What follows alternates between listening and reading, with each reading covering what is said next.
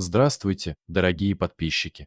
Сегодня хочу рассказать вам одну интереснейшую историю. События, о которых пойдет речь, произошли в Сербии, на одном из кладбищ. Эта история о собаке быстро распространилась по всему миру.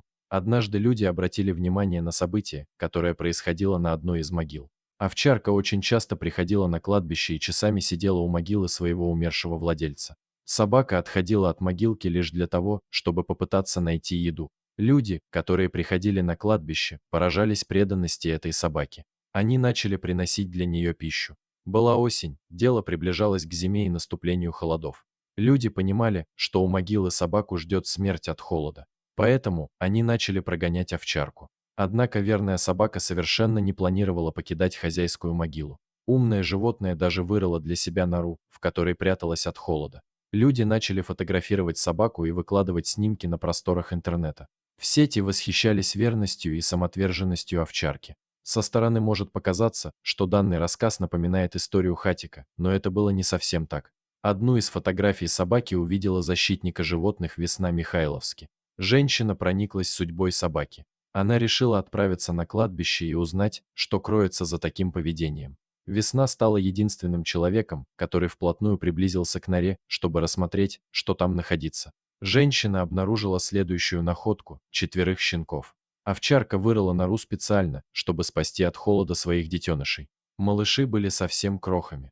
Очевидно, они родились совсем недавно. Весна выяснила, что сначала собака и вправду находилась на кладбище, потому что там был похоронен ее хозяин. Затем собака забеременела и родила щенков. Она просто не знала, куда девать малышей, поэтому вырыла для них нору возле хозяйской могилы. Именно там она согревала щенков и заботилась о них. Наверное, все понимают, что добыть еду в холодное время года крайне сложно. Однако овчарка была отличной матерью. Она делала все возможное, чтобы накормить своих щенков, хотя сама была голодной. Женщина-волонтер прониклась теплыми чувствами к этой семье, которая жила на кладбище.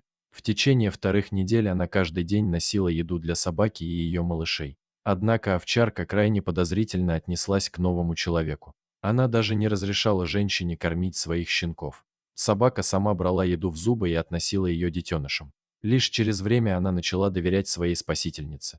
2 недели понадобилось сотруднице приюта, чтобы завоевать доверие собаки-матери. Она разрешила Весне забрать ее и щенков в новый дом. Собака уже полностью доверяла своей кормилице. Весна – человек широкой души. Она не просто помогла собаке, но и подарила счастливую жизнь ей и щенкам.